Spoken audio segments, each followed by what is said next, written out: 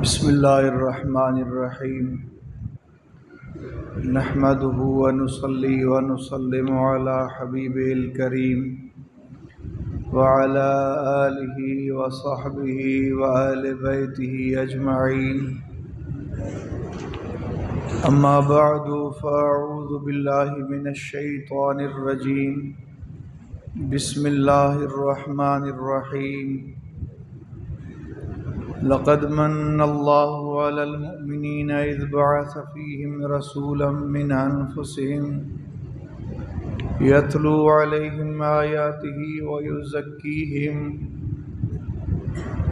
व युअल्लिमुहुमुल किताब वल हिकमह व इन कानू मिन क़ब्लु लफ़ी ज़लालिम मुबीन। सदक़ल्लाहु मौलानल अज़ीम। वक़ाल अल्लाहु तबारक व तआला फ़ी मक़ामिन आख़र फ़ी शान हबीबिल करीम। इन्नल्लाह व मलाइकतहु युसल्लूना अलन नबी या अय्युहल्लज़ीना आमनू सल्लु अलैहि व सल्लिमू तस्लीमा। अल्लाहुम्मा सल्लि व सल्लिम व बारिक अला सय्यदिना व मौलाना मुहम्मदिन व अला आलि सय्यदिना व मौलाना मुहम्मदिन बिअददि मा फ़ी इल्मिल्लाहि स्वलातन दाइमतन बिदवामि मुल्किल्लाह। अल्लाह तबारक व तआला कलाम पाक जे अंदर इरशाद फरमायो, अलबत्ता तहक़ीक़ अल्लाह मोमिनन जे मथां एहसान फरमायो जो पंहिंजो शान वारो रसूल उन्हनि जे तरफ़ मोकिली त जीअं ओ रसूल इन्हनि खे अल्लाह जूं आयतूं पढ़ी ॿुधाए ऐं उन्हनि खे पाक बनाए ऐं उन्हनि खे किताब ऐं हिकमत सेखारे। बेशक इन रसूल जे अचण खां अॻु में इंसान पधरी गुमराहीअ में हुआ।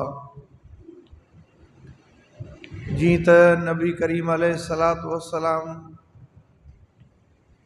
जे ज़िंदगी मुबारक जे मुख़्तलिफ़ पहलुअनि जो ज़िक्र थी रहियो हो।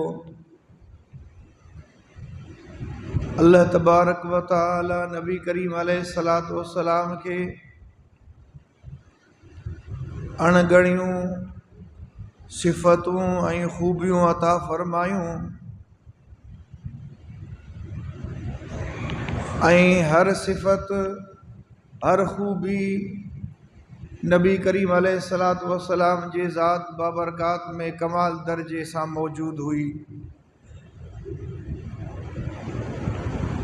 नबी करीम अलैहिस्सलातु वस्सलाम जे ख़ूबियुनि मां हिकिड़ी ख़ूबी नबी करीम अलैहिस्सलातु वस्सलाम जी जुर्रत ऐं बहादुरी ऐं शुजाअत ऐं दिलेरी बि हुई। सहाबी सगोरा फरमाइनि था त नबी करीम अलैहिस्सलातु वस्सलाम खां वधीक को असां बहादुर ऐं दिलेर ताक़तवर कोन ॾिठो। खंदक जे मौक़े ते जॾहिं इहा खॾ मदीने खां ॿाहिरि मदीने शरीफ़ जे दिफ़ा जे लाइ खंदक खोटी पई वञे, इन खोटाई जे दौरान हिकिड़ो वॾो पत्थर अची वियो जेको सहाबा किराम खां भॼे न पियो, टुटे न पियो। हणी हणी बीही रहिया।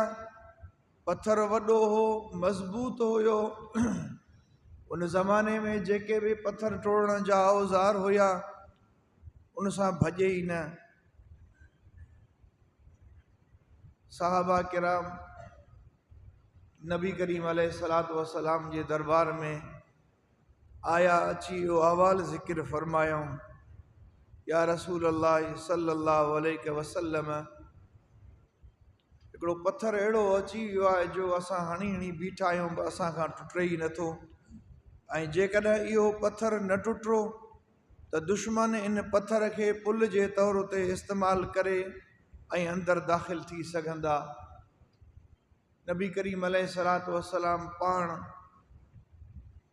उन जाइ ते तशरीफ़ फरमा थिया ऐं उहो टीकम वठी करे ऐं नबी करीम अलैहिस्सलातु वस्सलाम अल्लाह जो इस्म वठी करे जॾहिं पहिरियों धकु हयो त पहिरीं धक सां उन पथर जो टियों हिसो टुटी वियो। ही नबी करीम अलैहिस्सलातु वस्सलाम जी जेका रूहानी कुवत हुई उनजो त हिकिड़ो पंहिंजो मक़ाम हो, पर जेका ज़ाहिरी अल्लाह तबारक व तआला नबी करीम अलैहिस्सलातु वस्सलाम खे कुवत ॾिनी उहा बि बेमिसाल हुई। वरी जॾहिं पाण ॿियो धकु हयूं त वरी बि उनजो कुझु हिसो टुटी पियो। टिनि धकनि सां नबी करीम अलैहिस्सलातु वस्सलाम उन पथर खे 3-4 हिसा करे ऐं टोड़े छॾियो। इन मौक़े ते नबी करीम अलैहिस्सलातु वस्सलाम हिन रिवायत मां त नबी करीम अलैहिस्सलातु वस्सलाम जी हिकिड़ी बहादुरी ऐं ताक़त मालूम थिए थी, पर उन सां गॾोगॾु नबी करीम अलैहिस्सलातु वस्सलाम जीअं पथर खे धकु हयूं तीअं सहाबा किराम खे फरमायूं त अल्लाह तबारक व तआला असांजे लाइ ईरान खे फ़तह करे छॾियो। ॿिए धक सां फरमायूं रूम फ़तह थी वियो। इहा वरी ख़ुशख़बरी बि सहाबा किराम खे ॿुधायूं। अल्लाह जो नबी हर लिहाज़ खां कामिल हूंदो आहे। हिकिड़ो पहलवान हुयो अबुल असवद जुहमी उनजो नालो हो। वॾो ताक़तवर हूंदो हो, वॾो पहलवान हूंदो हो। उनजे वज़न ऐं उनजे ताक़त जो इहो हाल हुयो उनजे पहलवानीअ जो। जेकॾहिं ढॻीअ जे चमड़ीअ ते खल ते हू हमरा बीहे 10 ॼणा उनखे छिकनि त उहा ढॻीअ जी खल या चमड़ी उहा टुटी वञे, पर हू हमरा पंहिंजी जाइ तां न हटी सघे। एॾो वॾो पहलवान हुयो।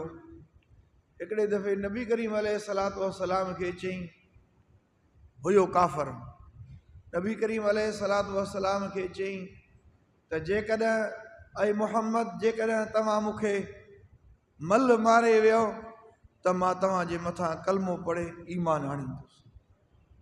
नबी करीम अलैहिस्सलातु वस्सलाम फरमायो, उनजे चैलेंज खे क़बूल फरमायो।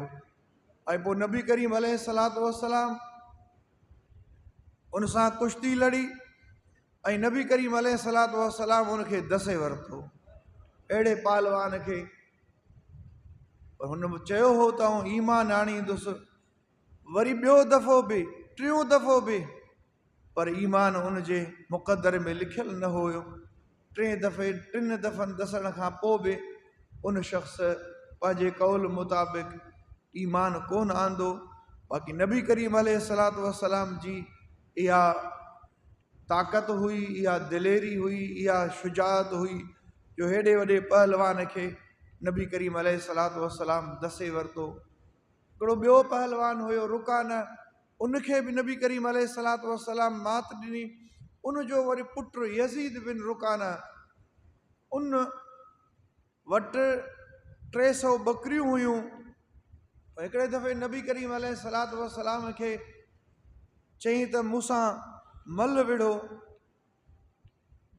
पाण फरमायूं जेकॾहिं तोखे मल मारे वियुसि त पोइ ज़ाहिर आहे नबी करीम अलैहिस्सलातु वस्सलाम त इन ख़्याल में हूंदा त मन ही माण्हू जेके गुमराह आहिनि, भिटकियल आहिनि, हिदायत ते अचनि, राह रास्त ते अचनि। पाण करीम जो इहो ख़्याल हो त ही ॻाल्हि इहा करे त मां ईमान आणींदुसि, पर हुन चयो त मां तव्हांखे 100 बकरियूं ॾींदुसि। पाण फरमायूं ठीकु आहे। नबी करीम अलैहिस्सलातु वस्सलाम उन सां मल विढ़िया, उनखे दसियऊं। उहो वॾो पहलवान ऐं बहादुर हुयो। वरी ॿियो दफ़ो बि उन आछ कई। पाण फरमायूं जेकॾहिं हाणे तोखे मां मल दसियां त पोइ उन चयो त मां 100 बकरियूं ॿियूं बि ॾींदुसि। वरी टे दफ़े बि जॾहिं नबी करीम अलैहिस्सलातु वस्सलाम खे उन आछ कई, नबी करीम अलैहिस्सलातु वस्सलाम उन जी आछ क़बूल कई। फरमायूं जेकॾहिं टे भेरे बि तोखे मल मारे वञा अची त 100 बकरियूं ॿियूं बि ॾींदुसि। जॾहिं टे दफ़े नबी करीम अलैहिस्सलातु वस्सलाम उनखे दसियो, नबी करीम अलैहिस्सलातु वस्सलाम उनखे मल मारे विया। अञा नबी करीम अलैहिस्सलातु वस्सलाम उनजे सीने तां उथिया कोन त उहो चवणु लॻो त अॼु ताईं कंहिं बि मुंहिंजी पुठी ज़मीन ते न ई आहे, कंहिं बि मूंखे को बि शख़्स मल कोन मारे वियो आहे। ऐं यकीन सां चवां थो त तूं अलाह जो सचो रसूल आहीं। उन वक़्तु कलमो पढ़ी मुस्लमान थियो। नबी करीम अलैहिस्सलातु वस्सलाम ॾाढा ख़ुशि थिया। फरमायूं त बकरियूं बि तूं जूं, बकरियूं मुकाए वञ, बकरियुनि जी मूंखे ज़रूरत न आहे। या नबी करीम अलैहिस्सलातु वस्सलाम जी ताक़त हुई, दिलेरी हुई। सहाबी सगोरा फरमाइनि था त हुनैन जे ॾींहुं, हुनैन जंग में मुस्लमाननि खे वॾी तकलीफ़, जो मुस्लमान जॾहिं काफ़रनि सां विढ़िया ऐं काफ़रनि खे शिकिस्त ॾिनऊं, पोइ जेको काफ़रनि माल छॾियो, जेको बि मुस्लमान उन में मशगूल थी विया, त वरी काफ़र जा जेके तीर अंदाज़ हुया ऐं उहा वादी हिकिड़ी हुई, उते जंग लॻी त वादी जे ॿिन्ही पासनि खां अचानक काफ़रनि हमिलो करे ॾिनो। ख़ैर उहो तफ़सील त घणो आहे। उन्हनि हमिलो जॾहिं करे ॾिनो त उन वक़्तु मुस्लमाननि जा पेर उखड़ी विया। सहाबी सगोरा फरमाइनि था त केतिरो बि बहादुर, दुनिया में वॾा वॾा बहादुर ऐं जंग जे मुश्किल हालतुनि में को बि अहिड़ो माण्हू, को बि अहिड़ो बहादुर न हुयो जंहिंजा पेर उखड़ी न विया हुजनि। हिकिड़ो अलाह जो रसूल हुयो जो मुश्किल खां मुश्किल तरीन हालतुनि में बि अलाह जो महबूब जंगनि में साबित क़दम रहिया। ऐं इन मौक़े ते जॾहिं अचानक उन्हनि ॿिन्ही पासनि खां तीर वसाया त मुस्लमाननि जा पेर उखड़ी विया। अहिड़ी हालत में, संगीन हालत में, मुश्किल तरीन हालतुनि में सहाबी सगोरा फरमाइनि था त मुस्लमान हेॾे होॾे भॼण लॻा, पेर उखड़ी विया। अचानक तीरनि जी बरसाति थी वई ॿिन्ही पासनि खां। पर नबी करीम अलैहिस्सलातु वस्सलाम इन संगीन मुश्किल हालतुनि में बि नबी करीम अलैहिस्सलातु वस्सलाम हिकिड़े खच्चर ते सुवार हुया। नबी करीम अलैहिस्सलातु वस्सलाम अञा दुश्मन जे तरफ़ पेशकदमी फरमाई, उन तरफ़ पे वधिया ऐं इहो पे फरमायूं त अनन नबी ला किज़्ब, अना इब्नु अब्दुल मुतलिब वला किज़्ब। ॿुधी छॾियो, जंहिं नबीअ जे ख़िलाफ़ तमामु विढ़ी रहिया, उहो नबी आऊं आहियां, इन में कंहिं बि क़िस्म जो को बि शक न आहे। यानी ज़ाहिरा त उन्हनि जो काफ़रनि जो वॾे में वॾो दुश्मन त अलाह जो रसूल, अलाह जो महबूब हुयो। दुश्मनी त इन इस्लाम सां हुई, अलाह जे नबी सां हुई। त इन हालतुनि में त हुजणु त ईअं घुरिजे त माण्हू पाण खे लिकाए, पर ही अलाह जे रसूल जी बहादुरी हुई। नबी करीम अलैहिस्सलातु वस्सलाम सुवार बि खच्चर ते हुया। हालांकि इन मौक़े ते इन जंग जी तक़ाज़ा इहा हुई, इहा आहे त माण्हू तेज़ रफ़्तार घोड़े ते सुवार थिए, जो उनखे जेकॾहिं अॻिते पोइते थियण जी ज़रूरत पवे त तेज़ी सां अॻिते पोइते थिए। पर नबी करीम अलैहिस्सलातु वस्सलाम खच्चर ते सुवार हुया, जंहिंजी रफ़्तार तमामु घटि हूंदी आहे घोड़े जे मुक़ाबले में। ऐं उन सां गॾोगॾु दुश्मन जे तरफ़ पे वधिया ऐं वॾे आवाज़ सां इहो पे फरमायूं त जंहिं नबीअ जे ख़िलाफ़ु तव्हां विढ़ी रहिया उहो आऊं आहियां। ऐं नबी करीम अलैहिस्सलातु वस्सलाम जे इन अमल खे ॾिसी सहाबा किराम में दिलेरी अची वई ऐं सहाबा किराम गॾु थिया। ऐं पोइ अल्लाह तबारक व तआला जी महिरबानी थी ऐं पोइ काफ़र भॻा। ही नबी करीम अलैहिस्सलातु वस्सलाम जी बहादुरी ऐं दिलेरी। हज़रत अनस रज़ियल्लाहु तआला अन्हु फरमाए थो त हिकिड़े दफ़े मदीने पाक खां ॿाहिरि हिकिड़े तरफ़ वॾो हिकिड़ो आवाज़ शोर ऐं घोड़ थी वियो त माण्हू मदीने शरीफ़ जा ख़ौफ़ ऐं हिरास में वठिजी विया त छा माजरा आहे, अलाए छा थियो आहे। पोइ हर माण्हू इन तजसुस में हो त ॾिसूं त छा ॻाल्हि छा आहे, छा जो ई घोड़ आहे, शोर आहे। पोइ जंहिंखे का सुवारी हथ आई उहो सुवारी ते चढ़ियो ऐं जेको प्यादो हुयो उहो प्यादो उन तरफ़ वियो। हज़रत अनस रज़ी अल्लाह ताला अन्हु फरमाए थो मदीने जा माण्हू इन ख़्याल सां हुया त उन पासे वञूं त ही ॻाल्हि छा आहे। जॾहिं मदीने तैयबा जा माण्हू उन पासे अञा वञनि पिया, पर मदीने जे माण्हुनि छा ॾिठो त नबी करीम अलैहिस्सलातु वस्सलाम हज़रत तलह जे घोड़े ते सुवार हुया ऐं हज़रत तलह जो जेको घोड़ो हुयो इहो सुस्त रफ़्तारी में मशहूरु हुयो, यानी उनजी रफ़्तार एतिरी तेज़ न हुई ऐं सुस्त रफ़्तार घोड़ो हुयो ऐं उनजी सुस्त रफ़्तारी सहाबनि में मशहूरु हुई। नबी करीम अलैहिस्सलातु वस्सलाम उन घोड़े ते सुवार हुया ऐं घोड़े जे मथां ज़ैन कोन हुयो, संज कोन रखियल हुया। ईअं उघाड़ी पुठी घोड़े जे उघाड़ी पुठी ते नबी करीम अलैहिस्सलातु वस्सलाम सुवार हुया ऐं तलवार संदन जे हथ में हुई। नबी करीम अलैहिस्सलातु वस्सलाम मदीने जा माण्हू अञा इन ख़्याल में हा त ॾिसूं त छा माजरा आहे। नबी करीम अलैहिस्सलाम उतां थी ऐं मोटिया पे ऐं मदीने जे माण्हुनि खे पे चयूं त घबरायो न, का बि अहिड़ी ख़ौफ़ जी ॻाल्हि न आहे। यानी हीअ अञा इन ख़्याल में आहे त ॾिसूं अलाह जो महबूब सभ खां अॻु में पहुची हालात मालूम करे वापसि अचनि पिया। इहा नबी करीम अलैहिस्सलातु वस्सलाम जी दिलेरी हुई, इहा बहादुरी ऐं इहा क़ुव्वत ऐं ताक़त हुई। सीरत जे किताबनि में इन मौक़े ते जेको नबी करीम अलैहिस्सलातु वस्सलाम हज़रत तलह जे घोड़े ते सुवार थिया, जी सुस्त रफ़्तारी सहाबनि में मशहूरु हुई, पर नबी करीम अलैहिस्सलातु वस्सलाम जे इन चढ़ण जे बरकत सां, नबी करीम अलैहिस्सलातु वस्सलाम जे इन क़दमनि जे बरकत सां उन खां पोइ उन घोड़े में तेज़ रफ़्तारी अची वई। उन खां पोइ जेका हुनजी सुस्त रफ़्तारी सहाबनि में मशहूरु हुई, सहाबा किराम ॿुधाइनि था उन खां पोइ उहो घोड़ो एतिरो तेज़ रफ़्तार थी वियो जो चङनि भलनि घोड़नि खे मारे ॾींदो हुयो। नबी करीम अलैहिस्सलातु वस्सलाम जी जुर्रत, दिलेरी ऐं बहादुरी हुई। अल्लाह तबारक व तआला नबी करीम अलैहिस्सलातु वस्सलाम खे जेका रूहानी ताक़त ऐं क़ुव्वत ॾिनी त उनजो त अंदाज़ो ई नथो लॻाए सघिजे, पर जेका ज़ाहिरी ताक़त ऐं क़ुव्वत ऐं बहादुरी हुई उनजो बि मिसाल सहाबा किराम जो मूं तव्हांखे ॿुधायो। फरमाइनि था त नबी करीम अलैहिस्सलातु वस्सलाम जहिड़ो बहादुर ऐं दिलेर माण्हू असां ॾिठो ई कोन, जो मुश्किल खां मुश्किल तरीन हालतुनि में बि नबी करीम अलैहिस्सलातु वस्सलाम साबित क़दम रहिया ऐं कॾहिं बि ख़ौफ़ जी सूरत हाल मालूम न थी, कैफ़ियत मालूम न थी। नबी करीम अलैहिस्सलातु वस्सलाम हर वक़्तु उन जुरत ऐं बहादुरी में रहिया।